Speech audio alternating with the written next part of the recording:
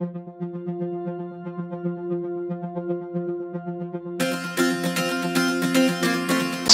Bapak Ibu Saudara kekasih dalam Tuhan, selamat datang di kanal YouTube GPIB Jemaat Peniel Palembang. Sebentar kita akan beribadah melalui video penuntun ibadah hari Minggu. Sebelum saudara mengikuti ibadah, ada baiknya saudara memperhatikan beberapa hal berikut ini.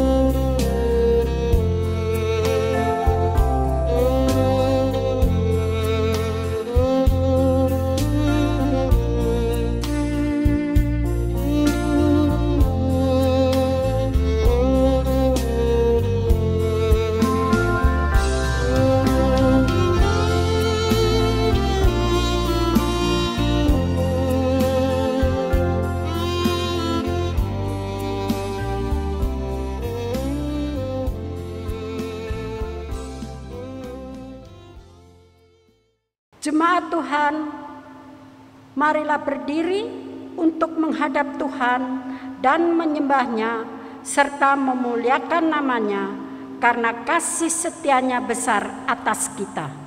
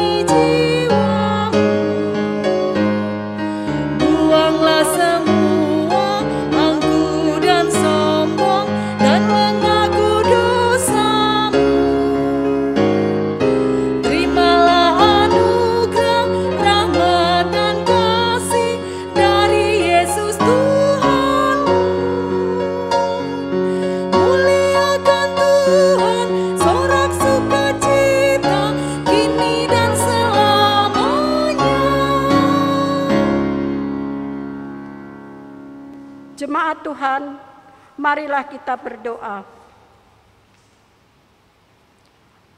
Allah Bapa kami, Sang sumber nafas kehidupan, seluruh umat manusia yang kami sembah dan puji di sepanjang kehidupan kami.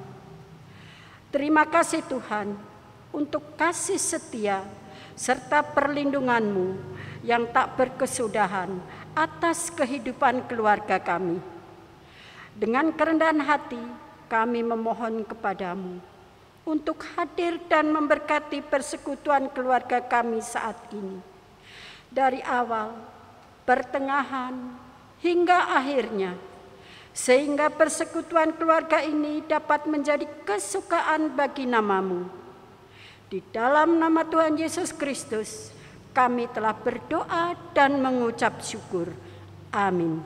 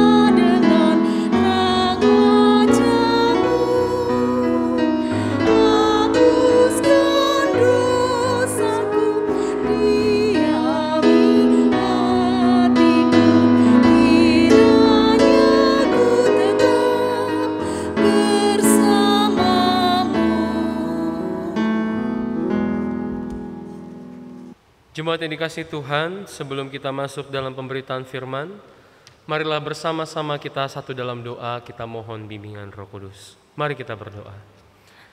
Bapa, terima kasih untuk kebaikan-Mu, kasih setia-Mu yang senantiasa dinyatakan dan kami rasakan dalam kehidupan. Pada hari ini Tuhan, malam hari yang indah ini, kami boleh bersatu hati dari rumah kami masing-masing untuk beribadah kepada Tuhan.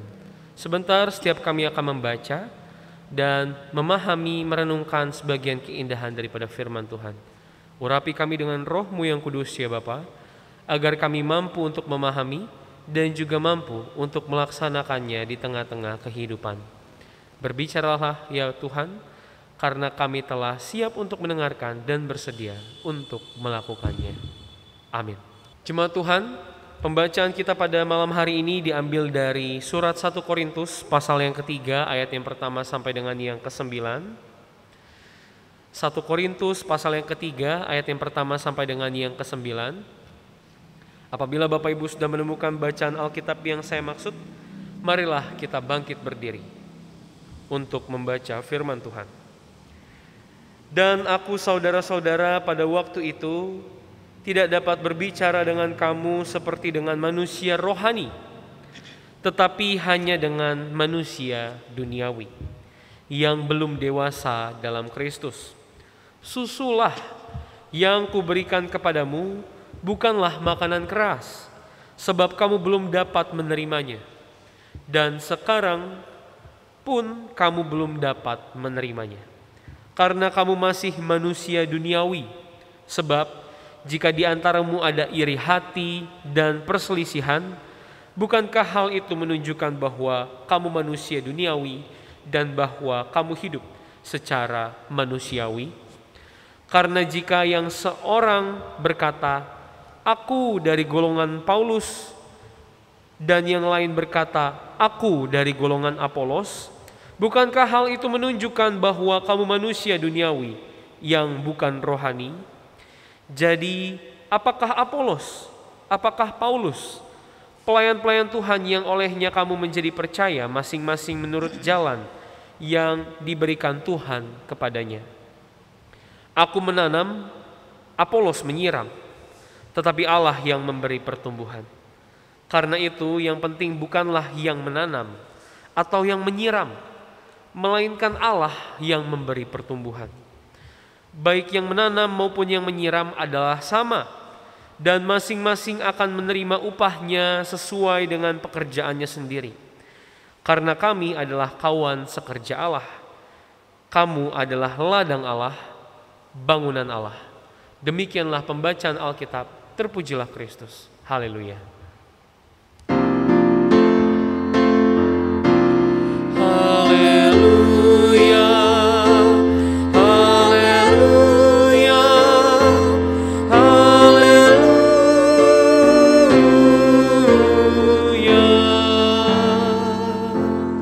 Jemaat dipersilakan untuk duduk kembali. Selamat malam Bapak Ibu, Shalom.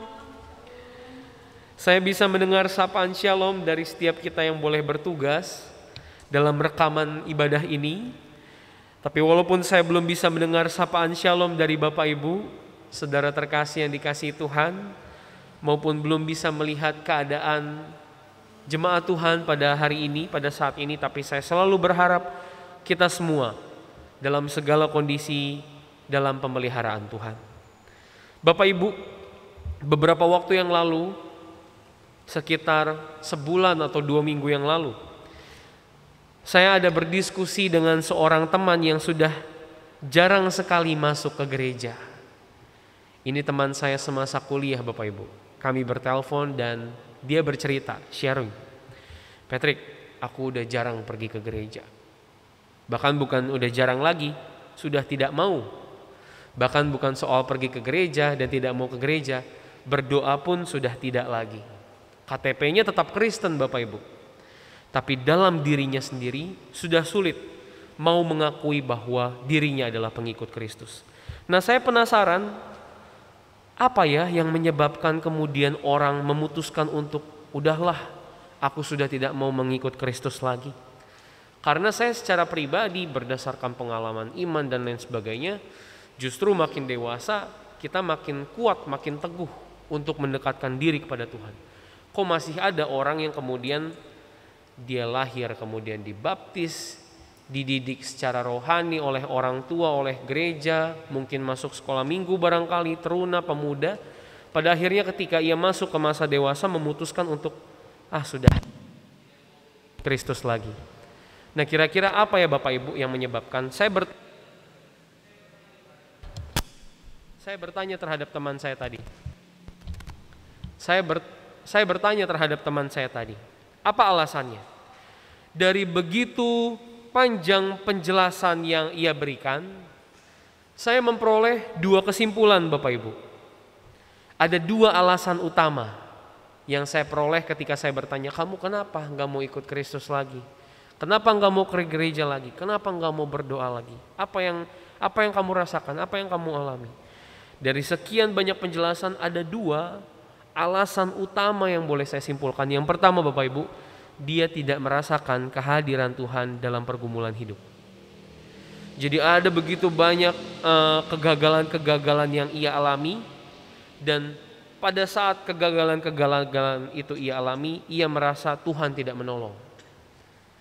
Nah, yang kedua Bapak Ibu, ini jawaban yang menurut saya sangat miris, sangat disayangkan. Kenapa harus terjadi dalam kehidupannya? Kenapa harus terjadi di tengah relasi bersama dengan keluarga? Kenapa harus terjadi dalam jemaatnya? Jawabannya begini Bapak Ibu. Ia merasa bahwa ibadah, berdoa, baca Alkitab barangkali, itu hanya sebagai bagian daripada tuntutan orang tua lagi. Tapi dalam hal membangun relasi dan spiritualitas bersama dengan Tuhan, justru yang ia rasakan adalah kurang melalui peran daripada orang tuanya. Barangkali ia dimarahin mungkin. Barangkali mungkin ia tidak merasakan damai atau sukacita mungkin di lingkungan keluarga. Cuma tuntutan berdoa, pergi ke gereja, berdoa, pergi ke gereja. Tidak ada damai sejahtera barangkali Bapak Ibu. Nah, kemudian ia merasa tidak diperhatikan, merasa tidak disambut, merasa tidak dibimbing. Nah, ini bukan oleh orang tua Bapak Ibu, oleh gereja. Bahkan tidak jarang ia menyaksikan ada banyak masalah yang ia lihat di tengah-tengah jemaat, bahkan dilakukan oleh majelis-majelisnya. yang menggambarkan kemunafikan dan sama sekali tidak menunjukkan kasih Kristus. Jadi ada dua Bapak Ibu. Yang pertama berdasarkan, kita bisa katakan mungkin ia tidak merasakan adanya pengalaman iman. Tapi yang kedua ini Bapak Ibu, ini lebih miris lagi. Kehadiran Tuhan justru tidak dirasakan baik lewat hubungan berkeluarga maupun juga hubungan berjemaat. Nah Bapak Ibu, saya tentunya tidak bisa langsung percaya, atau barangkali jika Bapak Ibu mendengar cerita apa yang saya sampaikan tadi, kita bisa saja menyimpulkan, orang ini cuma alasan-alasan aja. Supaya apa? Supaya nggak terlibat di gereja. Supaya apa? Supaya tidak dilibatkan dalam pelayanan-pelayanan barangkali. Tapi bagaimana Bapak Ibu, pertanyaannya saya, bagaimana kalau kasus ini benar terjadi dalam kehidupan Bapak Ibu sekalian atau orang-orang di sekitar Bapak Ibu sekalian? Bagaimana jika ini terjadi di GPIB Peniel Palembang? Suka berdebat, suka saling menyalahkan, fitnah barangkali kemudian juga keluar dari mulut anggota majelis barangkali. Jangan sampai ya Bapak Ibu. Kemudian ingin supaya jadi orang yang paling dihormati di gereja barangkali. Atur sana, atur sini, semau-maunya sendiri barangkali.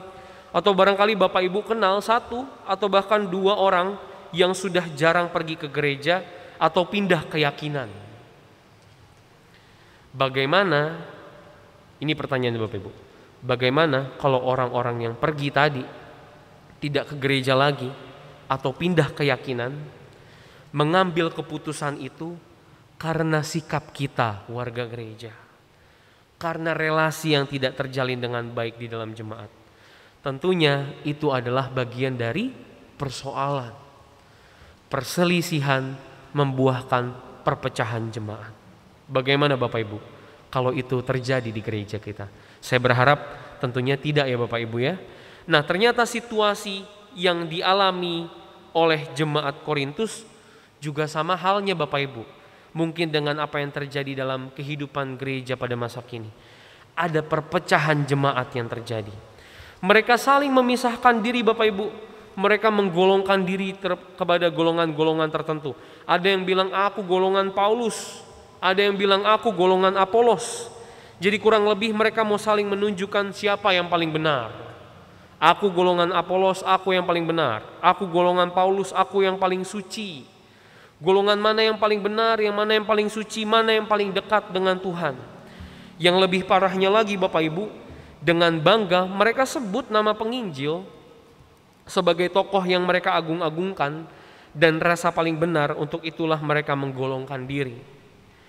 Nah, melihat kenyataan ini, sekalipun mungkin jemaat bisa dikatakan menggolongkan diri artinya berpihak kepada Paulus, golongan Paulus berpihak kepada Paulus, tapi Paulus kecewa betul atas adanya kenyataan ini Bapak Ibu. Paulus tidak merasa bangga sekali ketika orang memisahkan diri dalam golongan untuk mengagungkan namanya. Untuk itulah surat yang kita baca pada hari ini ditulis sebagai teguran dan juga sebagai nasihat bagi jemaat di Korintus. Nah Bapak Ibu, kalau kita baca pada ayat yang pertama dan kedua, di sini kita bisa melihat Paulus mengungkapkan kekecewaannya. Paulus katakan bahwa pada waktu itu aku atau Paulus tidak dapat berbicara dengan Korintus seperti dengan manusia rohani, tetapi dengan manusia duniawi yang belum dewasa dalam Kristus. Ini mau bilang apa Bapak Ibu? Hal ini kurang lebih mau mengatakan dulu soal kabar keselamatan, terkhusus kematian Kristus di kayu salib, Paulus harus dengan sabar. Paulus harus dengan penuh kesabaran berbicara dan menjelaskan kepada jemaat. Karena jalan pikiran Korintus pada saat itu masih terbatas Bapak Ibu dengan hal-hal yang sifatnya apa yang kamu katakan Paulus harus bisa kami nalar. Apa yang kamu katakan Paulus harus bisa sesuai dengan logika kami, dan itu susah Bapak Ibu. Paulus harus dengan sabar, harus dengan cara yang cerdas menjelaskan tentang peristiwa penyalipan itu kepada jemaat di Korintus.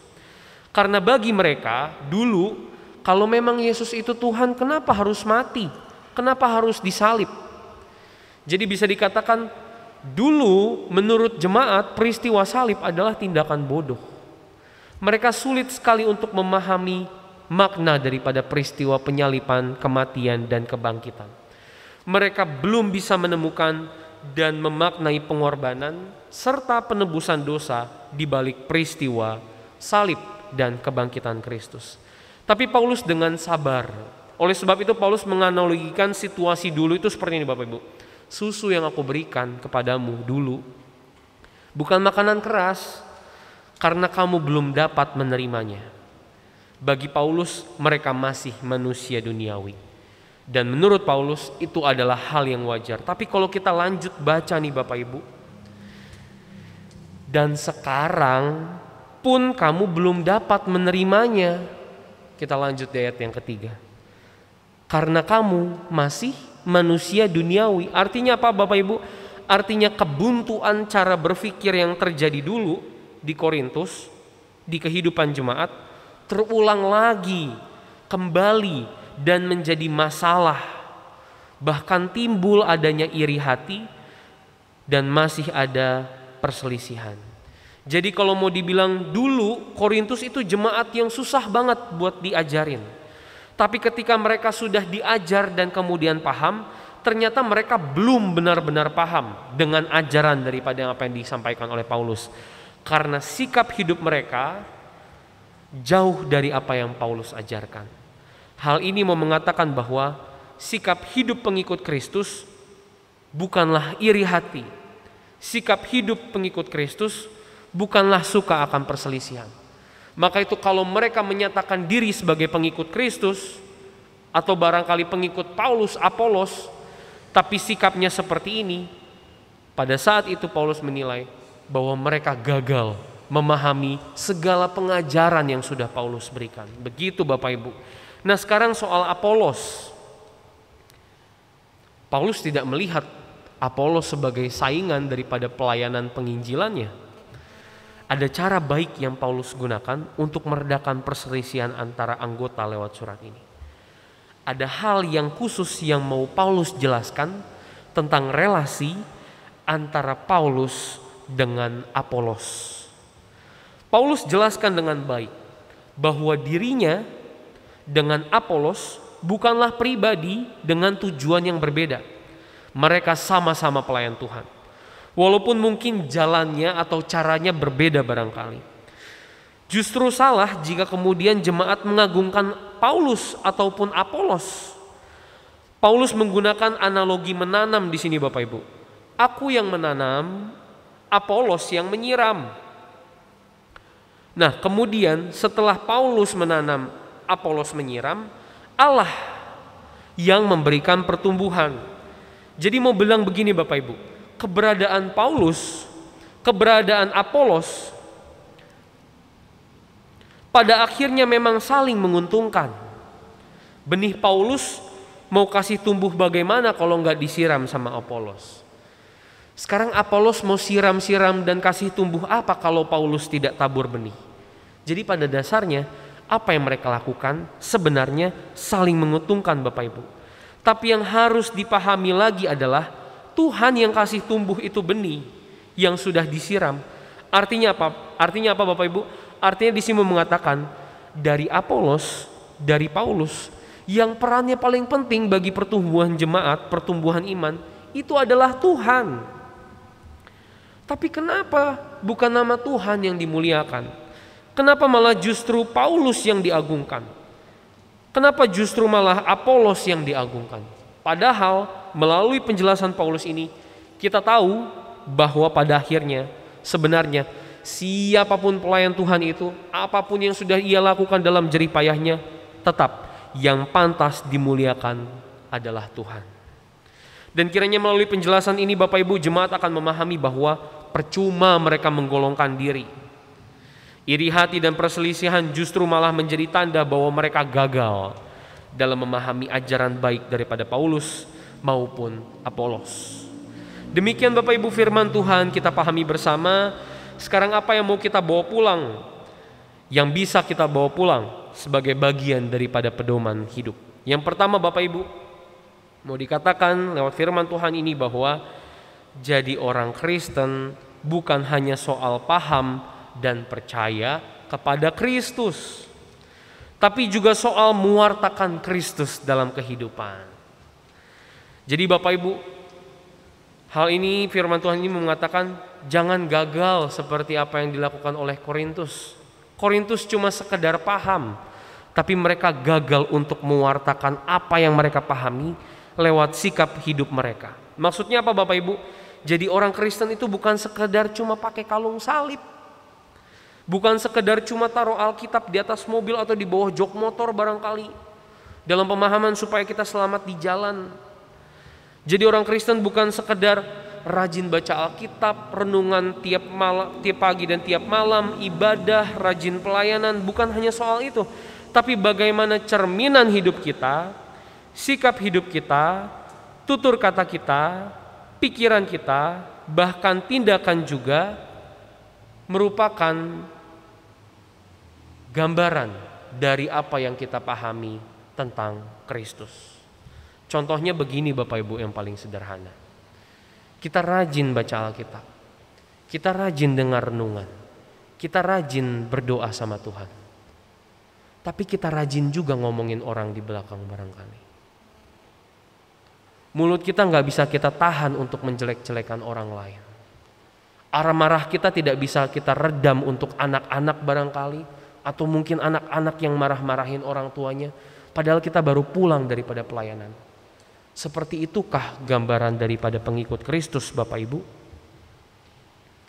Jadi kiranya Bapak Ibu jangan sia-sia hal-hal baik yang boleh kita pelajari dan kita maknai dan kita serap dari firman Tuhan yang kita baca mungkin hampir tiap hari ini. Jangan sia-sia Bapak Ibu. Kiranya sikap hidup kita justru menjadi jawaban atas apa yang telah kita pelajari daripada firman Tuhan. Mengasihi, memaafkan, menghadirkan diri bagi orang yang berduka barangkali, menolong orang yang mungkin membutuhkan pertolongan, bahkan bertutur kata dengan baik sekalipun Bapak Ibu.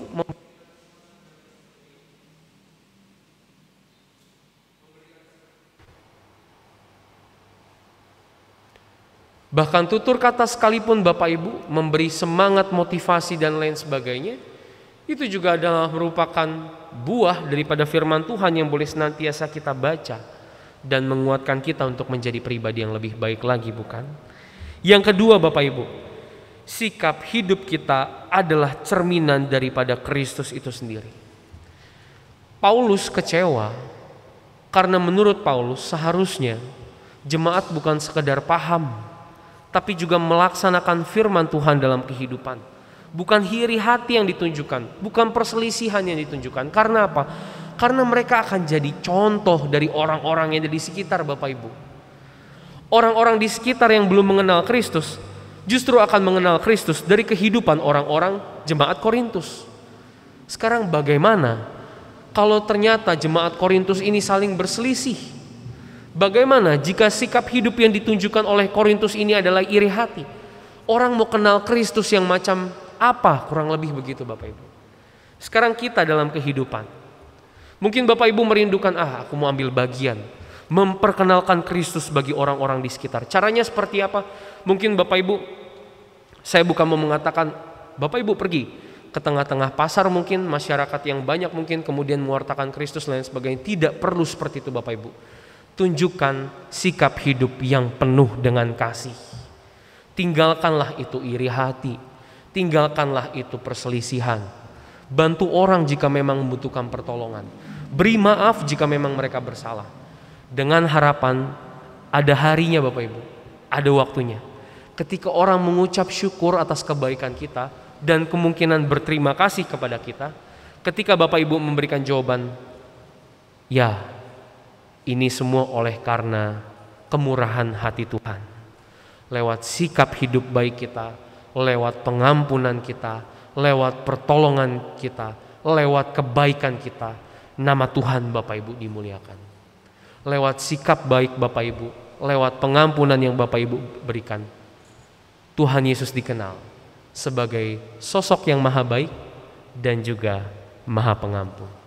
Mari Bapak Ibu, kita tinggalkan hal-hal yang negatif, sikap-sikap yang kurang lebih membuat kita berpotensi untuk merusak relasi bersama dengan orang-orang sekitar, apalagi dalam kehidupan berjemaat. Biarlah hanya kasih, damai sejahtera dari Kristus yang terwujud lewat sikap hidup kita, agar orang juga senantiasa merasakan damai sejahtera Kristus dalam kehidupan mereka. Tuhan memberkati setiap kita. Haleluya. Amin.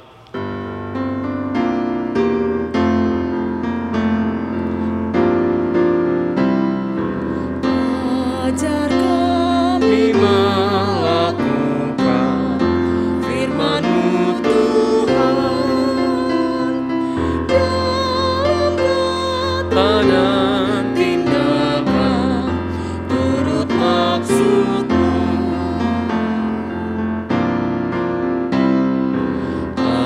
Ajar kami hidup rukun, damai dan tentram, pun di mana kami ada, nyata kasih-Mu. Jemaat Tuhan, marilah kita bersatu dalam doa. Tuhan, terima kasih, kami mengucap syukur Tuhan, terus kami naikkan ungkapan syukur kami untuk segala hal yang baik yang Tuhan boleh biarkan terjadi dalam kehidupan ini. Bahkan suka duka sekalipun Tuhan, di dalamnya kami boleh melihat kuasa Tuhan terus dinyatakan dalam kehidupan setiap kami umat-Mu. Bapa, kami mengucap syukur juga untuk persekutuan yang Tuhan boleh bentuk dan Tuhan persatukan ini. Kami mengucap syukur Tuhan untuk ibadah yang boleh berlangsung pada malam hari ini. Kami mengucap syukur Tuhan untuk firman-Mu yang boleh kembali diberitakan dan menyapa kehidupan setiap kami. Mengajarkan kami semua untuk meninggalkan sikap-sikap hal-hal yang buruk yang ada dalam diri kami, yang memungkinkan kami untuk menjadi batu sandungan bagi orang lain, yang kemudian menjadi tidak merasakan damai sejahtera, atau mungkin mengalami pengenalan-pengenalan yang lain yang tidak baik akan Tuhan. Tapi kiranya Bapa, tutur kata kami, pikiran kami, sikap hidup kami boleh mencerminkan kasih Kristus dimanapun kami berada, agar orang-orang yang berjumpa dengan kami, menjalin relasi dengan kami, boleh senantiasa merasakan damai sejahtera dari Tuhan lewat kami. Allah Bapa yang Maha Baik, kami mengucap syukur juga untuk kehadiran orang-orang di sekitar kami, teman kami, kerabat kami, bahkan terlebih khusus anggota keluarga, orang tua, anak-anak, kakak adik, sanak saudara kami. Oleh sebab itu Tuhan, karena mereka yang telah Tuhan sediakan dan juga menopang kehidupan kami, kami mohon Tuhan pelihara dan jaga mereka, sebagaimana Tuhan menyertai dan berkati kehidupan kami. Jauhkan dari mara bahaya, sakit penyakit, orang-orang yang ingin mencelakai, bahkan Tuhan jaga terlebih khusus dalam menjalani kehidupan, menghadapi pergumulan hidup, kiranya boleh menjadi pribadi-pribadi yang senantiasa mengandalkan Tuhan di tengah-tengah kehidupan mereka. Bapa, kami mau berdoa untuk gereja kami, GPIB Peniel Palembang, bahkan terlebih khusus lagi gereja-gereja Tuhan dimanapun berada, dalam pelayanan, dalam pelaksanaan program, segala hal baik Tuhan yang boleh dinyatakan di tengah-tengah dunia, turut campur tangan Tuhan di dalamnya, agar segala pelayanan yang boleh dilangsungkan boleh berjalan dengan baik seturut dengan kehendak Tuhan. Kami mau berdoa untuk setiap kami yang boleh memberi diri untuk melayani-Mu, terlebih khusus Bapak Pendeta Inyoman Jepun selaku Ketua Majelis Jemaat, setiap kami yang tergabung dalam presbiter, kami yang bertugas sebagai pemain musik, pemandu lagu, tim multimedia, kostor, tenaga sekretariat, siapapun kami Tuhan, yang mau memberi diri bagi kemuliaan dan kehormatan nama Tuhan. Tuhan berikan berkat, Tuhan berikan kesehatan, Tuhan berikan sukacita, semangat dalam pelayanan, bahkan juga kreativitas untuk terus memikirkan apa yang terbaik bagi pelayanan yang Tuhan percayakan ini. Setiap kami Tuhan yang boleh menghadirkan diri dari rumah kami masing-masing untuk bersekutu, untuk beribadah, setiap kami Tuhan Maha mengetahui, pribadi lepas pribadi kami Tuhan Maha mengenal. Setiap permohonan kami, pergumulan kami, pengharapan, kerinduan, hal-hal baik Tuhan yang selalu kami panjatkan lewat doa, kiranya Tuhan bukan hanya mendengar, tapi kami percaya Tuhan yang mengabulkan doa setiap anak-anaknya. Tapi biarlah Bapa, bukan kehendak kami yang jadi, biarlah kehendak Tuhan yang jadi dalam kehidupan kami. Karena kami percaya bahwa Tuhanlah yang paling tahu apa yang kami butuhkan dalam menjalani kehidupan. Jangan jauh daripada kami Tuhan. Kami membutuhkan dan kami mohon hikmat kebijaksanaan Tuhan yang menuntun kami dalam melaksanakan kehidupan ini. Dalam melaksanakan setiap tugas tanggung jawab yang kami punya. Sebagai orang tua, sebagai suami, istri, anak-anak di tengah-tengah keluarga, pelajar, mahasiswa, pekerja, siapapun kami Tuhan, dimanapun kami berada, bukan menjadi batu sandungan, tapi garam dan terang, menghadirkan damai sejahtera bagi orang-orang di sekitar kami. Segala usaha kami Tuhan, pekerjaan kami, hal-hal yang boleh kami rencanakan dan sekiranya baik, Tuhan tutup bungkus Tuhan, dan kiranya itu semua boleh menjadi sumber berkat dan kuasa Tuhan boleh senantiasa dinyatakan dan kami rasakan dalam kehidupan. Ini doa kami, ini harap hati kami serahkan seluruh kehidupan kami yang penuh rahasia ini hanya ke dalam tangan-Mu. Peliharalah kami di dalam nama anak-Mu Tuhan kami Yesus Kristus, Juru Selamat kami yang hidup, yang telah mengajarkan kami berdoa. Bapa kami yang ada di surga, dikuduskanlah nama-Mu, datanglah kerajaan-Mu, jadilah kehendak-Mu di bumi seperti di surga. Berikanlah kami pada hari ini makanan kami yang secukupnya, dan ampunilah kami akan kesalahan kami, seperti kami juga mengampuni orang yang bersalah kepada kami. Dan janganlah membawa kami ke dalam pencobaan, tetapi lepaskanlah kami daripada yang jahat.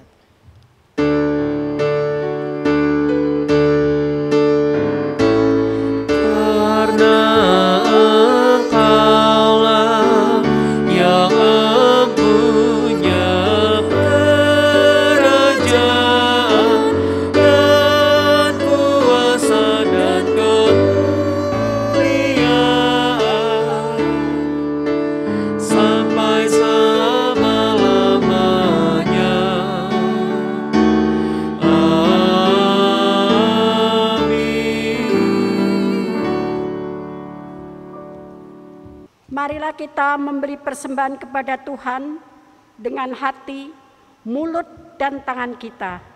Sebagaimana yang tertulis dalam Amsal 11 ayat yang ke-25. Amsal 11 ayat yang ke-25.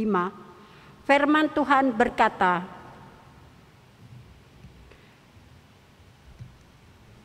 siapa banyak memberi berkat, diberi kelimpahan.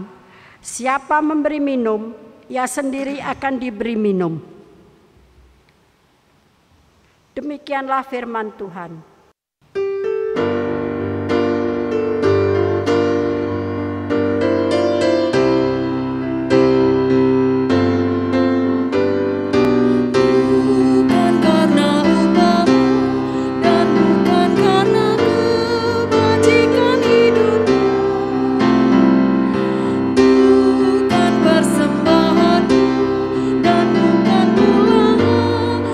Perjuanganmu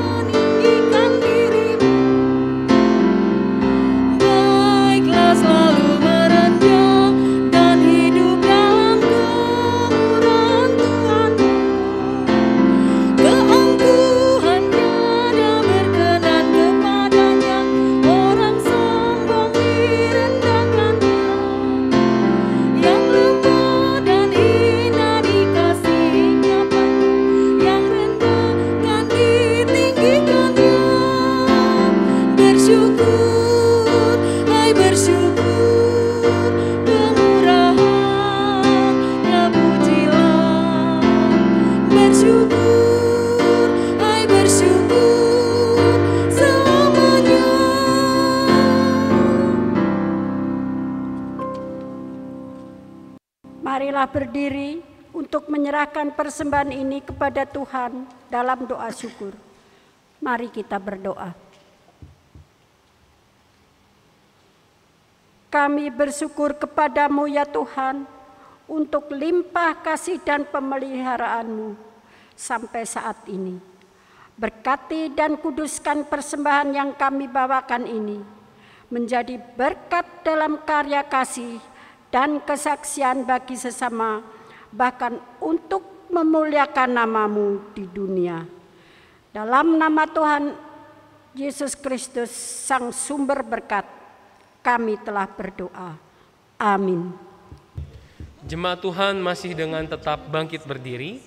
Marilah kita kembali ke dalam kehidupan kita masing-masing dan laksanakanlah firman Tuhan yang telah kita dengar.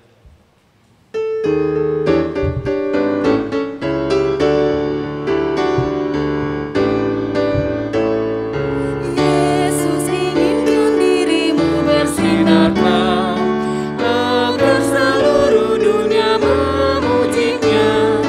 Bawa cahayanya di dalam kamu agar terangnya makin jauh tersebar di dalam perbuatan, di dalam perkataan. Ingatlah Kristus minta darimu, pancarkan sinar kasih-Nya kepada dunia yang gelap, supaya dunia mengagungkan nama-Nya.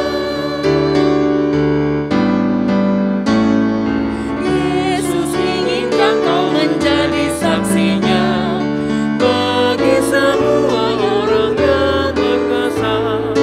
Jadikanlah Dia pelita bagimu, agar hidupmu jadi saksi teguh di dalam perbuatanmu, di dalam perkataanmu. Ingatlah Kristus minta darimu, pancarkan sinar kasih-Nya kepada dunia yang gelap, supaya dunia mengagungkan nama-Nya.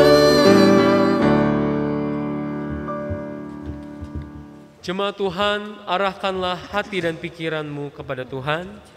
Kita terima berkat Tuhan. Tuhan memberkati engkau dan melindungi engkau. Tuhan menyinari engkau dengan wajah-Nya dan memberi engkau kasih karunia. Tuhan menghadapkan wajah-Nya kepadamu dan memberi engkau damai sejahtera.